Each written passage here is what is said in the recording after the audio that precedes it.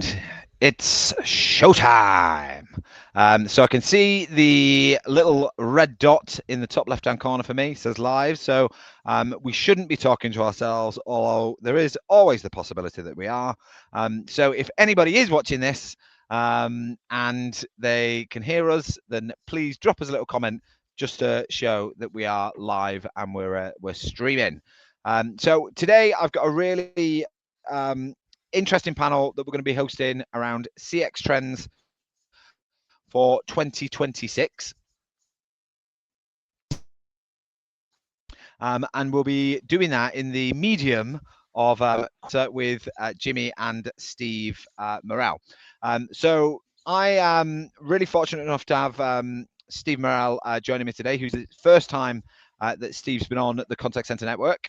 And Jimmy, you actually kicked off, I don't know if you remember, you kicked off the first event that we had at the start of the year. So it's good to have you closing the year on this one as well. So I'm going to hand over to Steve and Jimmy and let them introduce themselves. And then we'll jump into the topic matter that we've got today, which is all around what are the CX trends that we're expecting to see for 2026 and how has that been fed from some of the learnings from 2025. So Steve, I'm going to hand over to you first and let you intro yourself.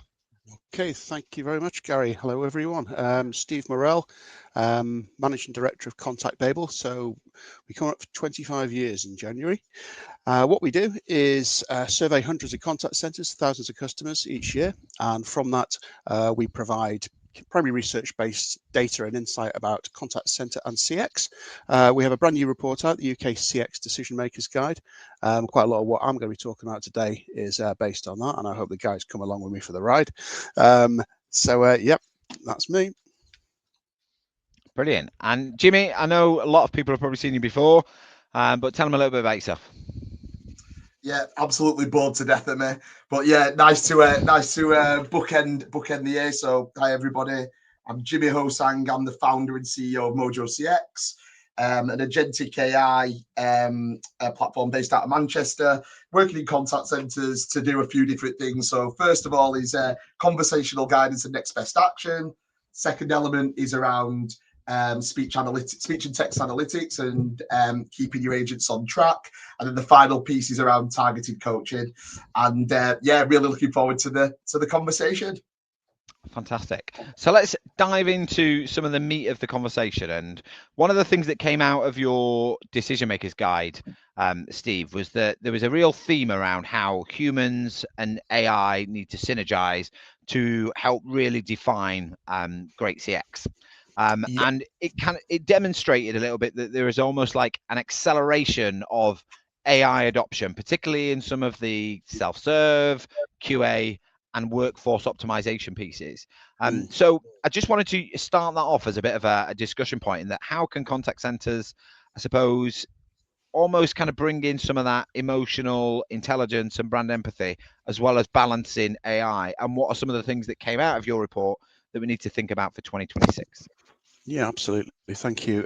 So first of all, I mean, I feel a bit naked not having a slide deck to present to with lots of data and charts on it. So just bear with me. Right, probably one of the important things to like note when we looked at what sort of AI are people actually using, because these days AI covers everything, doesn't it? Yeah, or at least that's what solution provider, the vendor community tells you, and that's the way people talk about it. Technology is almost equals AI, so that's something to bear in mind when we're talking about kind of what AI are you using. The reality is that most people who are saying they're using AI aren't necessarily doing so, and I think that's really relevant. With the big thing was like what AI functionality you're using the most. You'll be unsurprised to know it's chatbots. However, the majority of those are going to be like rules-based chatbots. They're not kind of true AI. They're not learning. Don't have any real intelligence behind them. They're just kind of sat in front of an FAQ, and if they can't handle it, then they triage it and they pass it on to an agent. But let's just roll with what the data says. The reason I know that, or strongly suspect that these are rules-based bots rather than true AI chatbots, is that when we look at the percentage of chats that are being handled through automation, it hasn't changed over the last 3 years. There's a really nice curve. We started tracking this in 2018. Really nice curve. Chatbots started being used, increasingly then, and we saw more and more of them being handled by automation. And within that, I mean some being entirely handled, and some, you know, the initial triaging and then passing on. So that's both involves automation. Flattened out completely over the last 3 years. It's virtually not changed. And it suggests to me that the chatbots we've got in place in a lot of places at the moment are kind of, they've come up against the limits of their capacity. And I think that we, you know, to move that on, we need a next generation of chatbots. So, you know, that's the thing for discussion there. Also looking at the types of AI that are being used. Call transcription, that's obviously kind of the base for a lot of this stuff anyway, so you'd expect that. And call AI for routing has also been used in about a third of cases. And when we ask people what are your plans for all these things, they've got big plans for everything, which is lovely, but especially agent assist, call summaries, auto call disposition, kind of post call stuff that's not necessarily customer facing. Yeah, and you know what, I think that is really interesting as well, because if you were at the expo a couple of weeks ago, the vendors would have you believe everybody's using AI and it's the next big thing, and they're all using conversational AI and they're creating lots of really fun journeys and orchestrations. And I suppose when we think into 2026, if that isn't necessarily a reality now, is what's going to necessarily make that change. So Jimmy, what do operational leaders and people in the operation need to think about if they're going to make that leap into 2026 and have it a little bit more seamless and a bit more innovative in the technology that they're using around AI to kind of balance that human and automated journey? Yeah, well, I think it's really interesting. Actually, I'll probably ask this question to Steve, because he might know a bit more than me. But what we're seeing is a lot of people trying to use AI, or these strategic initiatives to use AI, but very few people have that laser focus about what they're actually trying to achieve from it. So it's like a top-down kind of, we need to be AI ready, or we need to use it, but there's a lot of people kind of at the middle and at the bottom who are like, well, but what does that actually mean? And so what we try and do as a business is try and provide that clarity, and almost try and provide like that very specific like use cases for the AI. And it's not AI first, it's an outcome. I actually think it's simpler to think of AI as like what a human would do. And then, but we're just going to automate it. So, you know, some of the things that we're doing is almost like personifying like the AIs and going, we've got Mo, who's our coaching AI. Mo sends out coaching actions, schedules coaching, and can provide you with a summary at the end of the day to like try and nudge your performance one way or the other. Joe is our customer service AI, not your average Joe, but what she does is she helps understands what the customer's intents are, guides the human agent through the call, and does some of the donkey work, like guides to the screens that you might want to go to, and summarizes the call at the end. And I think summarization is quite an interesting one. Obviously, everyone's sick to death of hearing about auto summarization and things like that, but I do think it is probably the best use case at the moment, where it's the easiest to understand and it takes away the human effort and the human admin side of things, and actually it means that your agents can do what they're good at, which is talking to the customers, not rapidly like typing notes up. But I do have a question to Steve, actually, just around the chatbot stuff. Do you think the chatbots have leveled out because of they're hitting the level of their capability, or that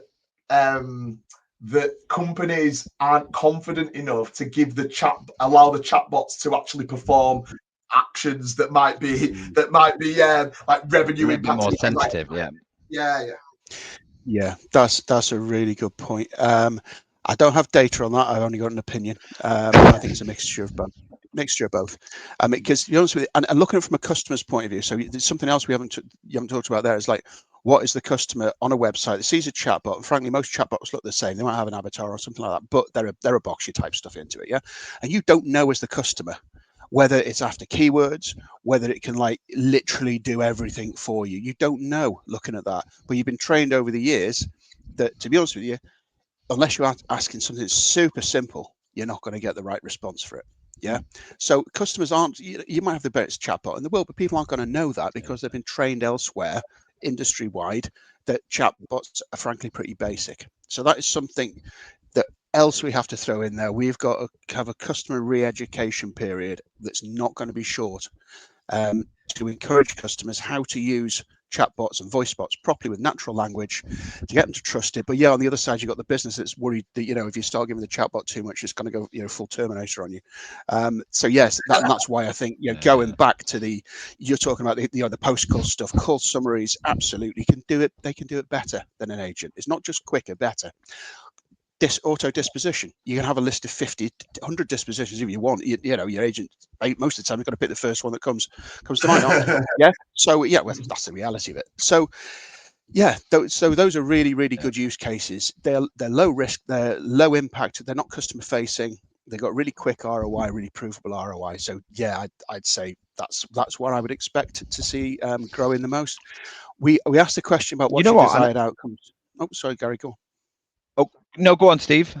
That sounds like an interesting point. We asked a question about desired outcomes. So give them a list of 10 and said, right, well, which of these are most important to you? Right. Number one, all of them were super important. Great. But the ones that they really picked out was handle more stuff through self-service. Fair enough. And better understand their customers. And that's kind of a longer term strategic thing. To be honest, what they found is, yes, the self-service, that's improved. Predicting customer behavior and understanding customers much less successful at the moment. And I think there's, maybe that's something to do with the solutions they're using. Maybe there's not enough expertise in the market to know exactly how to do. Maybe they don't quite know what they're doing with that or where they want to be going. But they do say, we want to better understand our customers, find out where things are broken, improve processes, handle stuff before customers even call in. So that's really positive. That's really long term. It's not just a matter of quick cost reductions and on to the next thing. So I think that's super positive. You know what? I'm gonna lead on to a question that I had for you, Steve, because I think it's a natural extension there in terms of knowing your customer, understanding the different demographics that we've got, and I suppose integrating some more predictive analytics into customer conversations and customer journeys. And I think some of the stuff in the decision makers thing, I suggest that there is more of a demand for predictive engagement. And how we use data to look at that is going to be really important. So what do you think are some of the things that contact centers need to do to shift from a reactive way of working to contact centers to a more proactive way? And what are some of the key data point engagements that we need to think about as part of that? Yeah, I mean, I think this is probably more at Jimmy's street, but I'll have a stab at it. I think the main things to look at here is, I believe that the data, if you look, has always been there in call recordings and customer data, but it's a matter of, they're all been siloed, they're all mixed together. You've not had the tools, or if you have had the tool, maybe you haven't invested in the tools to analyze all of those contacts and kind of integrate them and synthesize an entire overall view. Now, with the solutions that are on the market now and that are, becoming increasingly popular, but, point out that there's still only a minority of companies are using these. It's possible to be able to do that now, rather than just like a kind of pipe dream. Wouldn't it be nice if we can know who's ringing? Yes, you know who's ringing. When are they ringing? Under what circumstances? What are they talking about? Which processes are they talking about?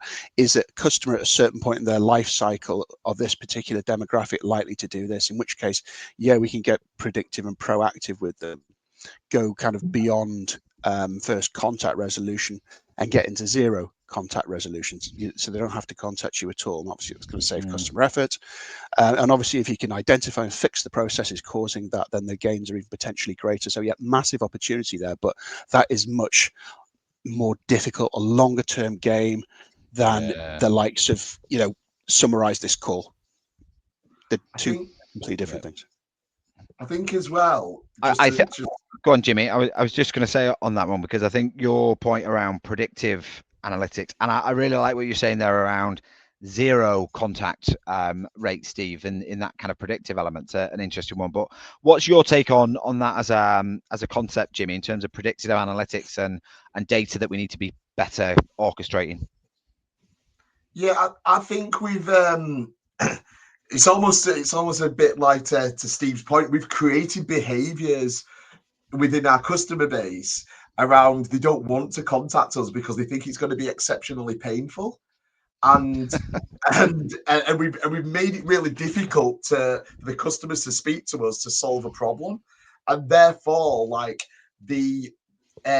I don't even think it is I think it is reactive, but I think it's reactive by design. But my view is, and I think I've been relatively consistent about this, but like I think that there's going to be a proliferation of voice, because if we made it easier to for our customers to speak to us through having like a blend of voice AI, chat AIs, and humans with agent assist.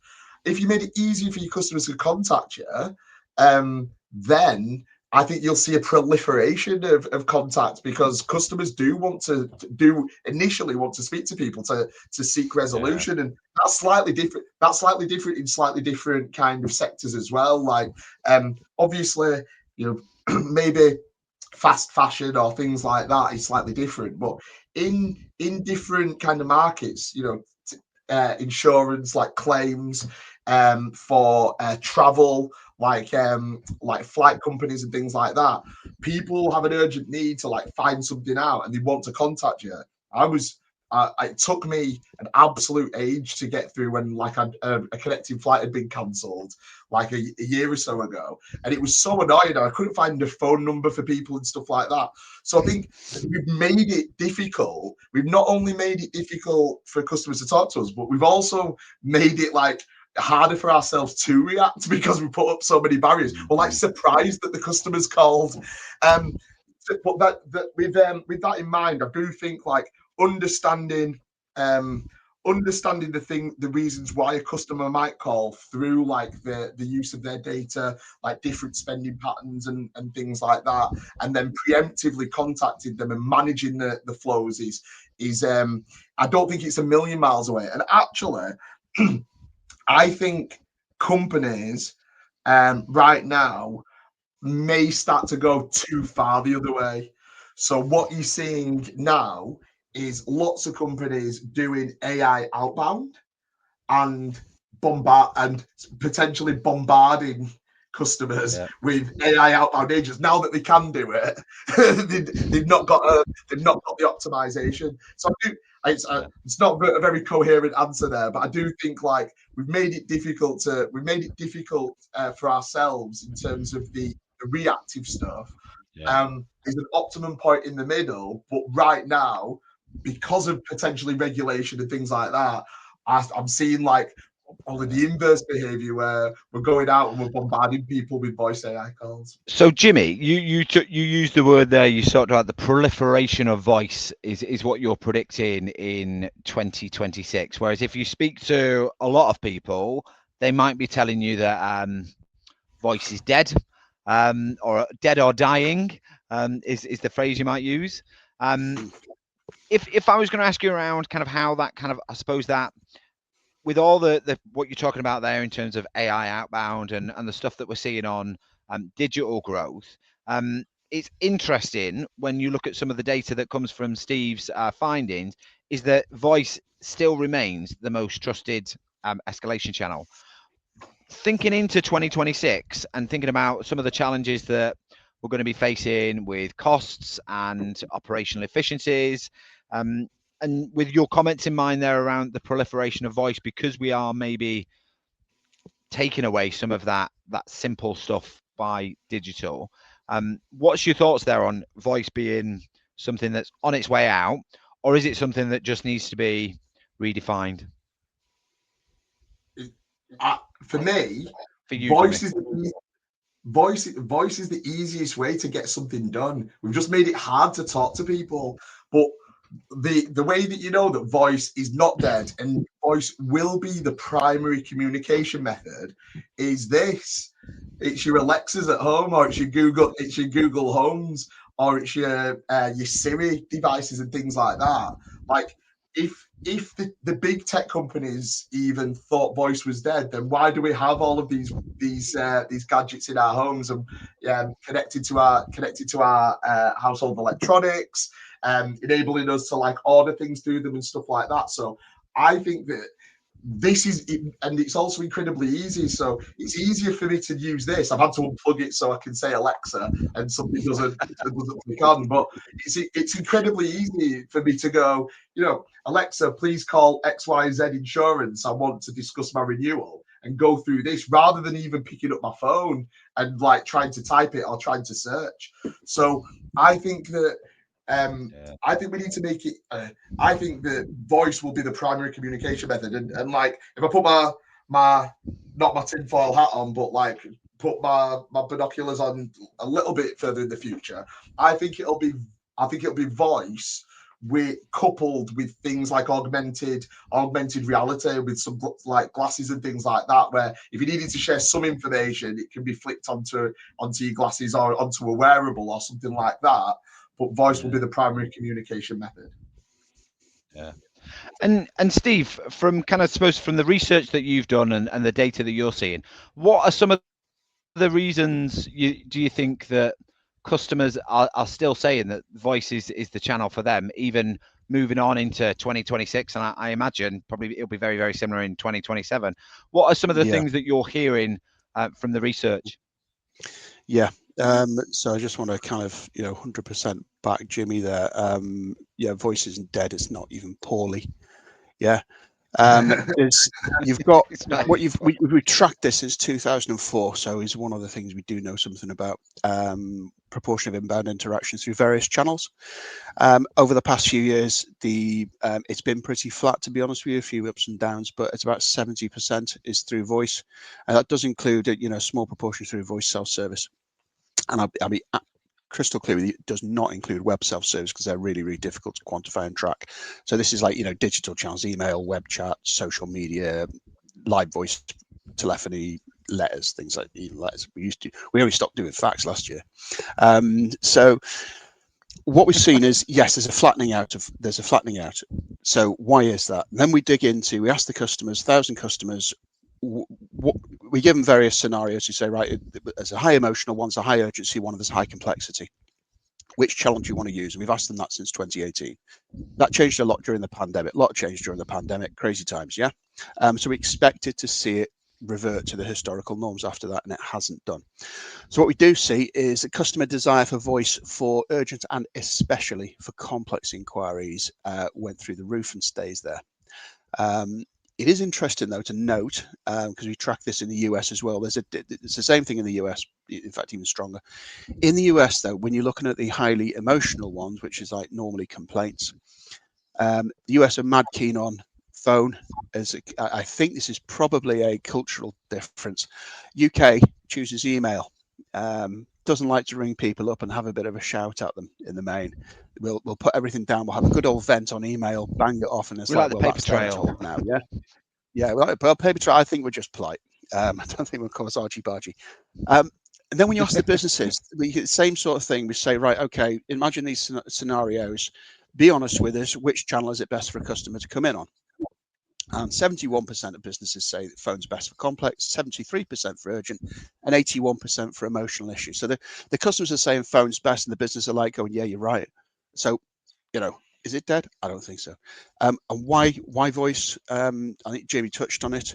Is I heard people say, oh, well, people always want to talk to people. I don't think they necessarily want to talk to people. They want to get the job done with the least overall effort. And at the moment, that means voice. And when I say effort, I'm talking about emotional effort as well, not just time.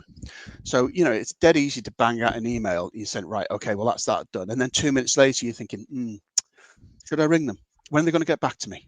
And when they get back to me, you've got to answer the question. Do you know what I mean? That's emotional effort. That's emotional pressure. Whereas if you pick up the phone, you're pretty much sure that at the end of the conversation, no matter how long it takes and how long you have to wait, then your issue will, if not be fully resolved, at least have moved on. Definitely.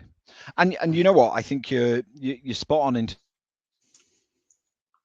terms of I suppose the shift that we've seen in terms of those differences in severity of reasons why people want to contact you. And it's really interesting to hear that kind of some of those changes from pre and post COVID haven't necessarily shifted as much as we'd expect. I think there's something that sticks with me around kind of how we build out contact centers though, and how we start to think about what the next generation of customers want and kind of what the customers of 2026 want. And I think some of that is hindered by our ability to aggregate data well in the contact center, and especially kind of harvest knowledge in the contact center. So one of the things that came out in your decision makers guide, Steve, was how there's a persistent issue of customers feeling that systems are disconnected, that they're siloed, and data across areas was really, really poor. And the analytics platforms weren't particularly there. I'm interested in kind of in what were some of the key themes of those findings, and why does that come up as an issue? And then, Jimmy, I think from your perspective, it'd be great to kind of think about what the practical steps are that contact centers can do to kind of bridge that data disconnect for 2026. So, Steve, what were some of the things that came out of that's kind of giving that that insight and that data point? Absolutely. Yeah, so nearly half of the businesses that we surveyed admitted that lack of a single view of the customer across channels has a major impact on their CX program. And this is something that they've been saying for years and years. So that's the thing. The businesses admit this, and when they dig into it a bit more and say what's stopping it, and say, well, the tech platform doesn't support it, which was unfortunate. And also that the kind of business processes and the associated data are siloed and separate and held in different channels, and we just haven't been able to pull them together in any sort of kind of coherent way, which is unfortunate. But when digging, it's even more unfortunate if you realize when we look at the proportion of calls that are received from customers who have tried and failed to solve their problem through self-service, tried and failed through web chat, social media, and email. There's about 1 in 5 calls come through from people who've tried self-service. Top of my head, 22% is from people who try web chat, 25% email, about 32% social media. So, it's not that people aren't trying different channels. They're just not succeeding in a lot of cases. And you think, well, okay, well, sometimes for whatever reason, we need to talk to somebody. Fair enough. As we discussed, voice is key and it's a lot more powerful. However, then you're starting again at the beginning. And that is one of the things that customers say really, really frustrates them. But with the disconnected systems and siloed data, then you're obviously in a very difficult position, and you can't really kind of see what the customer's done before. And this is something that we've been, people have been talking about for the last 10 years, and they're still flagging up as a major problem. And it's got to be a priority then for 2026 for CX leaders and operational leaders to kind of find a way to bridge that gap. So, Jimmy, as a self-confessed data geek and tech guru, what are some of the practical steps and advice that you can give to people to think about that for their agenda for 2026? Probably wouldn't call myself a guru. But you do call yourself a geek. I do call myself a geek, yeah. So this is really interesting. So I might say some wild nonsense now, but yeah. So for the first bit, yeah. So obviously for much of the last 15 years, like I've been involved in system integration and data transformation projects, and especially in the complex environments, which is the contact center. So policy admin system migrations and unification, migration to CCaaS from on-prem, new WFM systems, queue-busters, HR systems, knowledge management, layers upon layers upon layers of like new systems with Excel documents and PDF still at use and things like that. So these probably, I've probably got like a couple of different options. So the first one is there's in terms of integrating your data and integrating your systems now, there's more and more integration platform as a service providers who do like an exceptionally good job of getting all of your data and integrate it into a central repository, at least so you can then start kind of triggering triggering different kind of RPA processes or getting insights and things like that, and trying to make your systems like work together via APIs. So integrating your data, trying to stitch your system together from an API perspective. And if you have the right systems and the right APIs and the right access for that, that is a good kind of starting point. So Google iPaaS platforms, like look at system and solution architecture for that. But I think that's a good option if you have that as an option. However, that's not what this isn't where I think most people haven't got. This is not where it's going. That's not where it's going. So where I personally believe it's going is completely API-less. So what happens if, and I remember it was probably like 2 or 3 years ago where I said, why do you need a CRM? But just before we get to the why do you need a CRM bit, I'd go, what if you could use all of your existing systems and all of your rubbish processes, you could just keep them. And instead of going through the pain of migrating and doing a data transformation or process transformation, you just had an AI that could work through those problems quicker for you.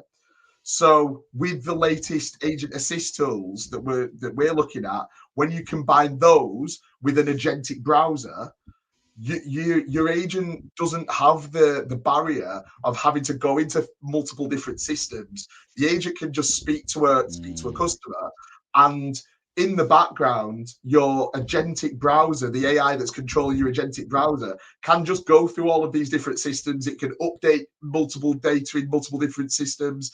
It can interface with a CRM or a WFM or any type of SaaS system that a human would use. It can interact with them as a human would. So this isn't an API. This is interacting with many different screens, like a human would. And I think the last bit that we're trying to solve there, we've got something that does it, but there's obviously like very popular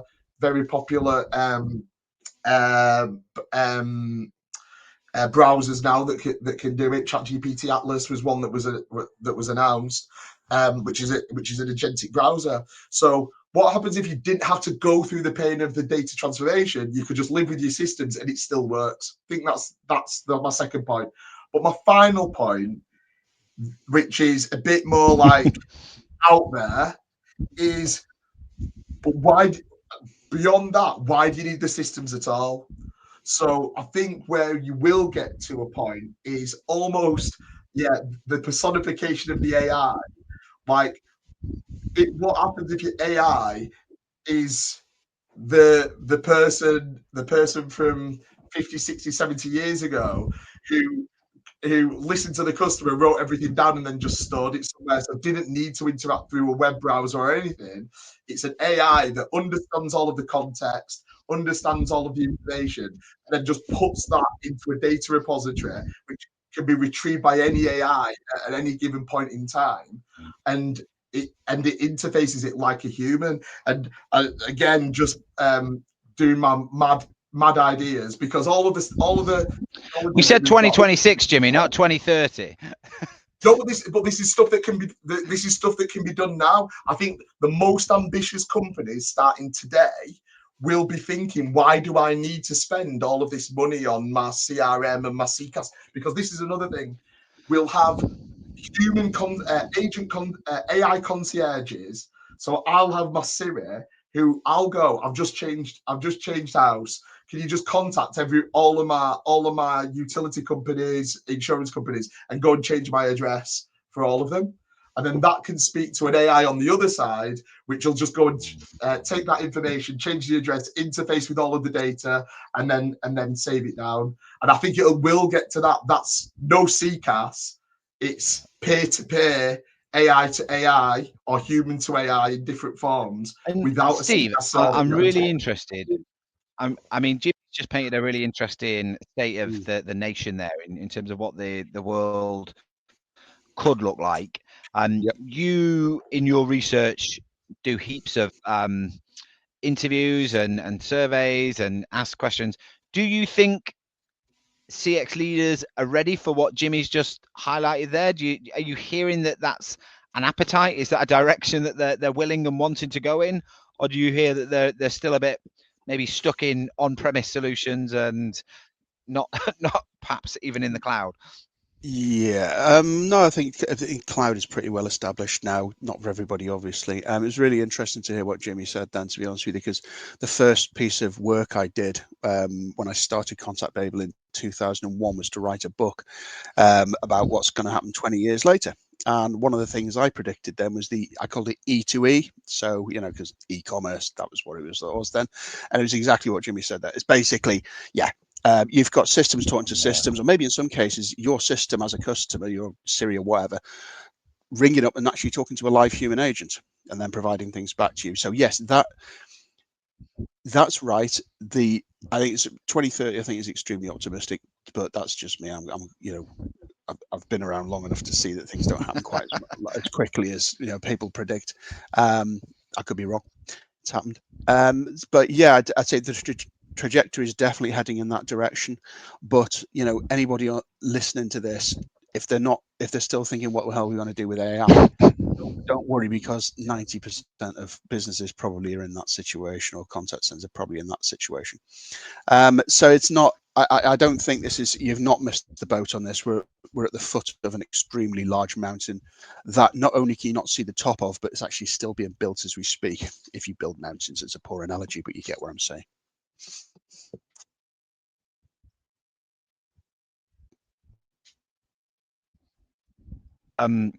What would be useful, just while we're here, is maybe just stop to kind of think about some of the comments that are coming out of the chat. And I've just pulled up David Earlam's here.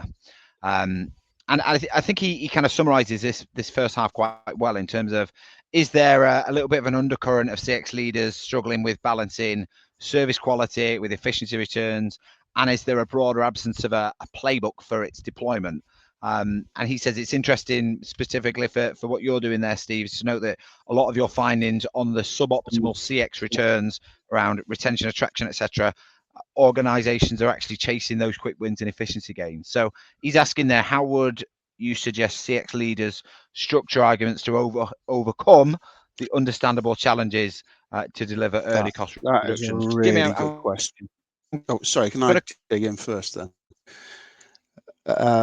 Yes, so I'd say the issue here is, number one, you have to prove the value of AI to to your senior board, and the way to do that is the quick wins, the ROI. We invested this, but we've got this back. So those are the things that you need to do, absolutely. But the longer term gains are far larger than this, far larger, but they also require longer term. They require bigger investments.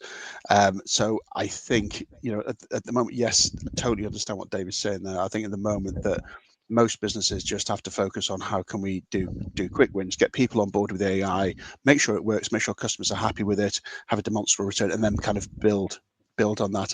I'm not sure that most businesses are necessarily culturally, regardless of what they say, culturally ready for just how revolutionary AI is going to be. Yeah. And Jimmy, what's your thoughts to David's point there, specifically around kind of some of those points around efficiency that you're seeing? What would you say to David? I think you're right. I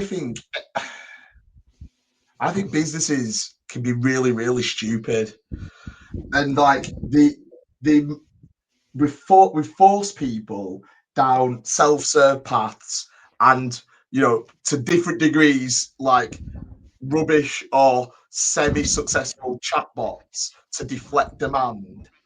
And it's all about cost savings and driving down the cost, and not looking at customer lifetime value, and actually not looking at employee lifetime value.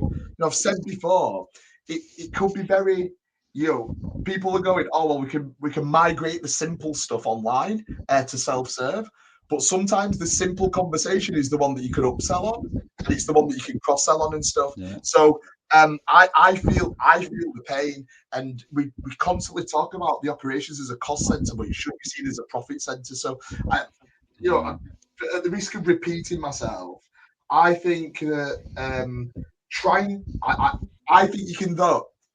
However, I think you can do both, because I think if you can go, in most cases, the use case for AI, you can get your initial cost saving ROI from auto summarization, or even maybe something at the beginning of a call, which is like auto ID and V. So you can bookend the call with two what you may say is non-value add, like procedural things that you have to do, and that will get you your ROI.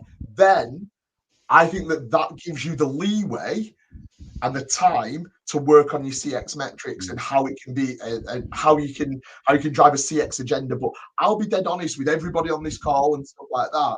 We stopped talking about our predictive CX and our AI CX and things like that. Why?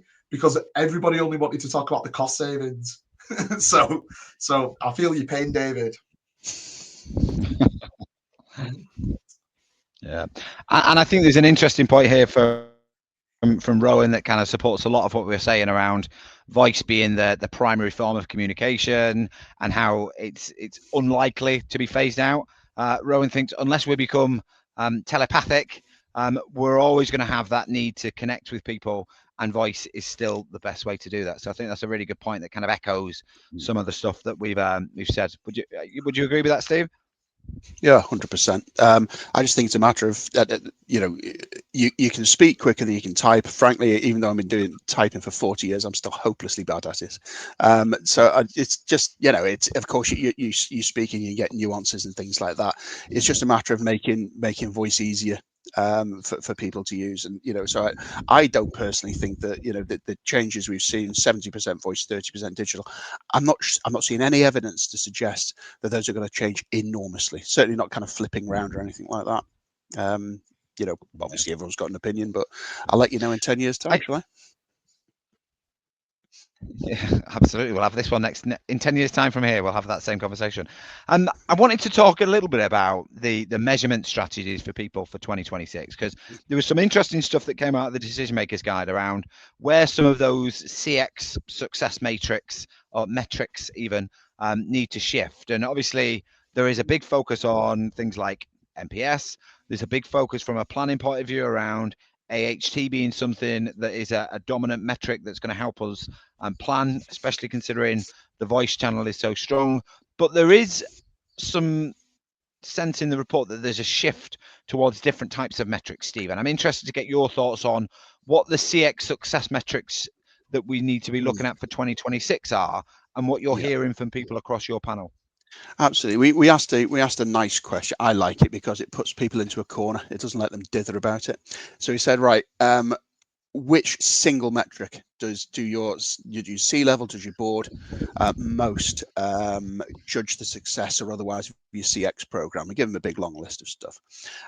Nearly half of organizations, pretty much 50%, pointed to either NPS or CSAT as the primary indicators of CX success or otherwise. Well, okay, fine, makes sense at first glance, but typical customer doesn't really care, or probably, in many cases, doesn't even know about NPS. Most customers don't answer CSAT or NPS surveys unless they're really, really happy or really, really unhappy. And I've talked about this before. I talk about bang on about it all the time across customer and business surveys. Everyone kind of agrees that along with short queue time, first contact resolution is consistently reported to be the biggest driver of customer experience. Only 7% respondents say that FCR is a key metric for the senior management, and that's actually a lot higher than it has been in the past. So, but kind of leading on to that as well, only a minority of organizations financially reward employees for any CX metric at all, and 1 in 8 reward a high FCR performance. So yeah, customers are saying FCR is really important, businesses agree, and C-level says not really bothered about it, and we're not going to reward you on anyway. So kind of mixed messages there. I mean, NPS, I'm not slagging it, it's got its place. It tells us how some customers feel, but first contact resolution kind of shows us what customers are actually getting. I mean, there's no one single metric. I realise I'm just trying to stitch people up with that question, but it's interesting to get people's kind of view on what's really important. Jimmy, I'm really keen to kind of get your views as well, because I think when we talk about CX success metrics, we talk about a lot of metrics that often include the customer.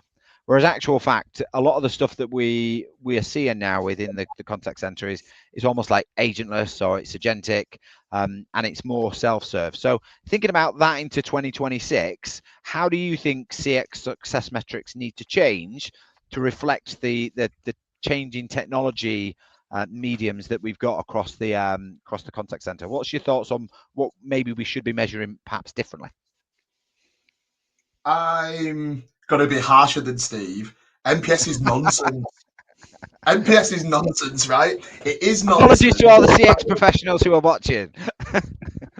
It's nonsense, guys. Everybody, it's nonsense. And it's nonsense because for almost any single brand, right, how am I going to recommend my motor insurance company to somebody? When does it come up in conversation? When do I go? I'm just like, how's your day, Jack? Yeah, but pretty good, Jimmy. How are you? Yeah, fine. Have you tried XYZ insurance? I had a brilliant experience in the retention journey. It's nonsense, and like people don't talk about these things. Now maybe it's some fashion brands or something like that you might talk about, or like that's a nice top. Like I only wear black shirts, but like this is nice, but it just doesn't come up in conversation. So for the broader aspect, I've said it before, I'll say it again, it's nonsense most of the time. What is it? And again, I'm in violent agreement with Steve. What is the most important, what's actually correlated to customer lifetime value over and customers going up like the value chain over time is, I would classify it as like maybe a broader term, which is customer friction or customer fluency, which is how much friction is being put into you inserting into their journey. That's all channel friction, and that is FCR. I actually prefer repeat rate. The reason why I prefer repeat rate to FCR, I use both of them, is sometimes FCR is not a good reflection, because it could be, did your agent? It stands for fudged contact rate. But it's a moment in time. Like at the moment in time when you answer the survey, you could have said yes, my issue has been resolved, but then because of other downstream processes, it might not have been resolved. You might have had to come back. So I think it's the combination of the two. But then it's all customer effort, not just handling time, dwell time on but also dwell time on your My Account page, trying to figure out where your phone number is because you've not allowed them to call. Yeah. It's the time with the chatbot. It's the time in the queue when you've called up, handling time and all that type of stuff. So that. It's not open for debate, guys. Yeah. That is actually correlated. I can sense you feel very passionate about this.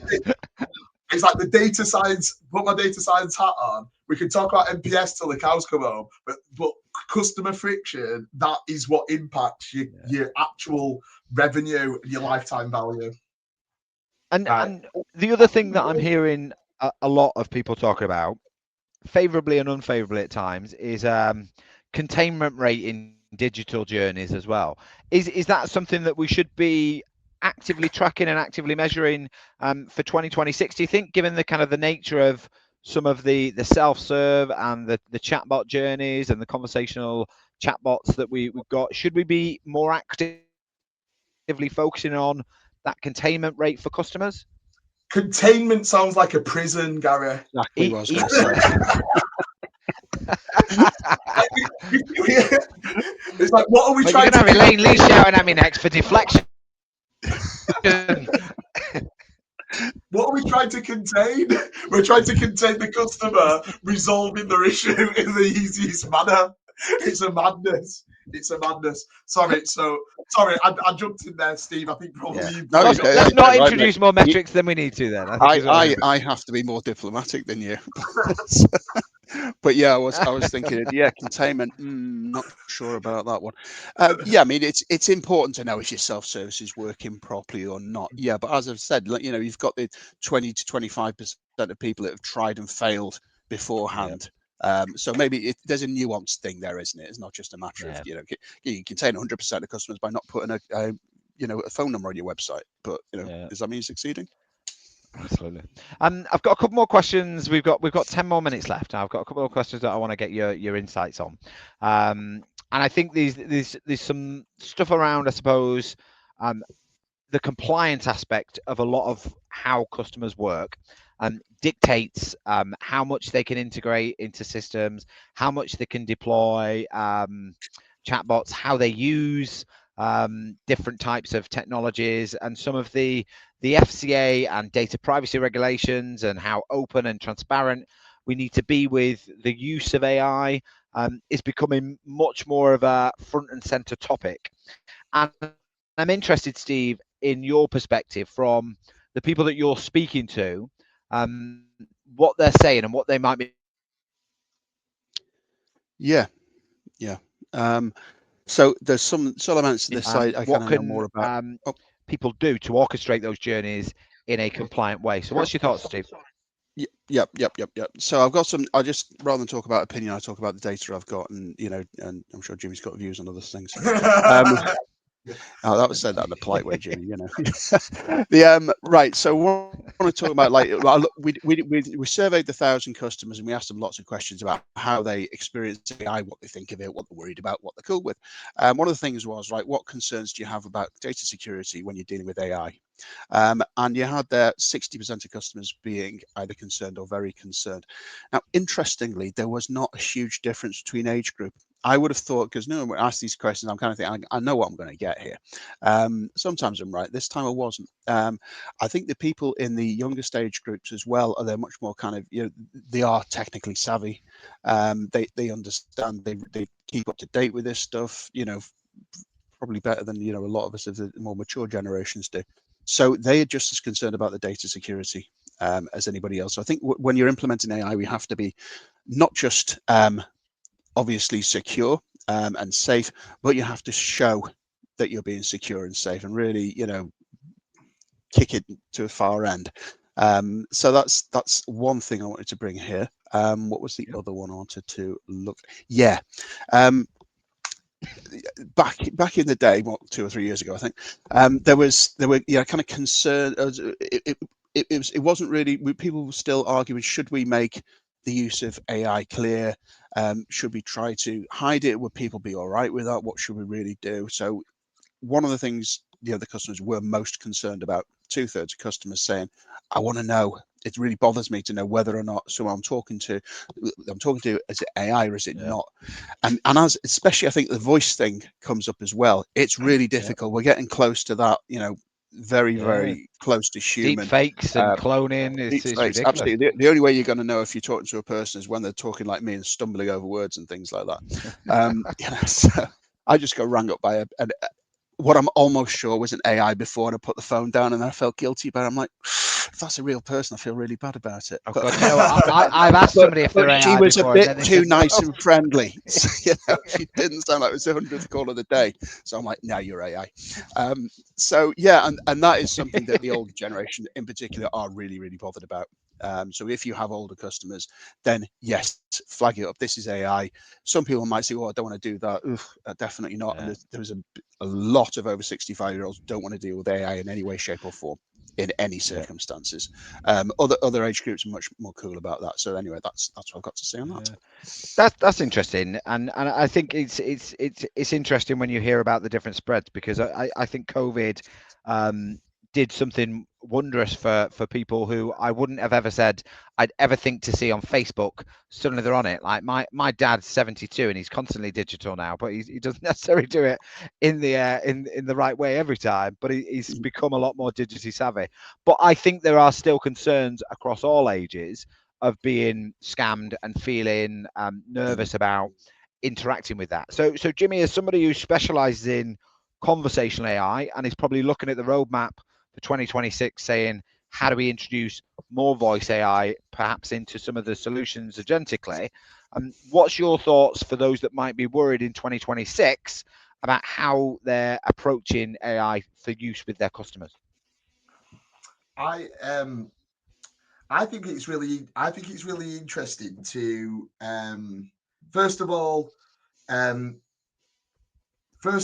when you're deploying this type of stuff, to keep humans in the loop at all parts. So one of the things that we've tried to do across all of our platforms, and not even necessarily from an AI perspective, but just algorithmically, like always have humans like in the loop checking, and it's almost making the humans like more productive by bringing the data and bringing some decisions and options to them, but still keeping that human in the loop. And I think that's important from an AI Act, an EU AI Act perspective, as well.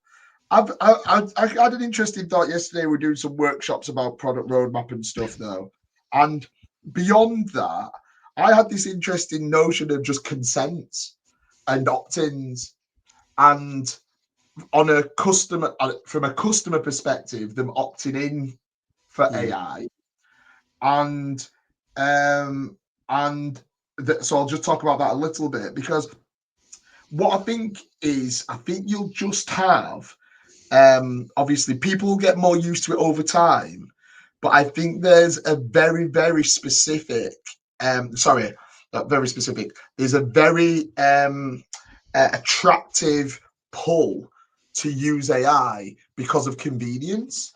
And so I think once people get used to it, allowing them to opt in, and then via that opt-in, they can, at morning, noon, night, whenever they need to, they can have their customer service or their needs met by a particular brand.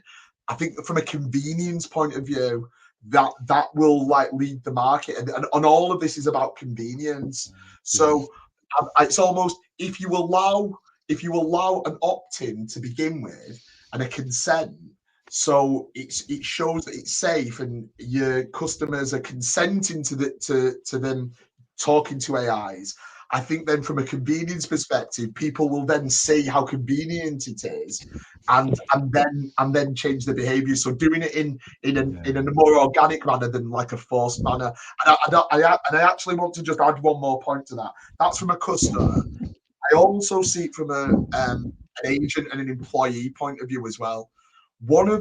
I believe one of the more damaging things that we're trying to do, like from a regulatory perspective, is not allow humans to be coached by AI, and putting barriers up around that. And I actually think that that's a detriment to humans.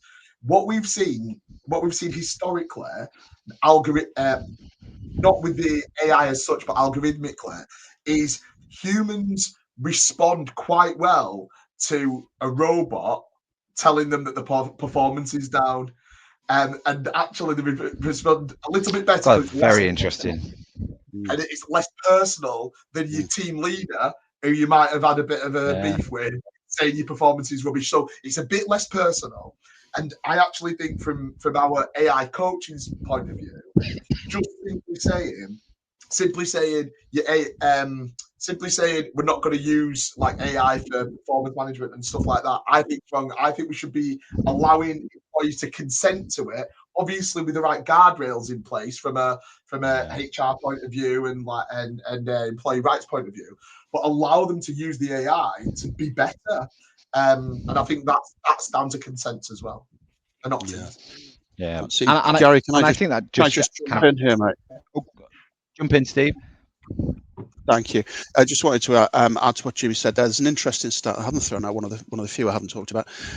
We asked the question to when would you prefer to use AI rather than talk to a person, and that's prefer to use AI, not bothered. I want to use AI. Half of people under 55 said when they need a quick answer to a simple question. So it's not that people want to pick up the phone. If they can get a quick answer to a simple question, they're more than happy to use AI. Totally agree with what Jimmy said about consent. That sounds a super interesting thing to investigate in the future. Yeah, you know what? I think we could actually talk for a long time on all of this, and we had more questions that we were trying to squeeze in, but we've literally kind of rinsed the value out of every question, which I think is brilliant. And there's been some awesome debate and discussion into the comments as well, which is really good to see. So thank you everybody that's contributed as part of that. We are pretty much reaching the top of the hour, so I'm going to stick to keeping us on time. So I am the custodian of the stopwatch. But the last thing for me to kind of say as part of this is thank you very much to Steve Morrell for sharing a lot of insight there. That's been really valuable. I love data as much as you do, and you can the data is kind of what certainly should drive some of our thinking sometimes. And Jimmy, thank you so much for kind of bringing a practical, controversial, all of the above to the conversation. It never goes without a bit of fun when Jimmy's on. You never know what you're going to say. But this is our final one for 2025. So we won't be doing a contact center network in 2020 in December, but we will be back in January, where Xander Freeman from Call Center Helper is going to be putting the agent experience under the microscope. So we're going to kick off January, making it all about the agent. But the last thing for me is we're not yet in December, but I'm going to say it anyway. So Merry Christmas to everybody. Have an awesome Christmas and New Year, and we'll see you in 2026. I'll ask Steve and Jimmy just to stop on for 30 seconds more, but everybody else, I'm going to say thank you and good night.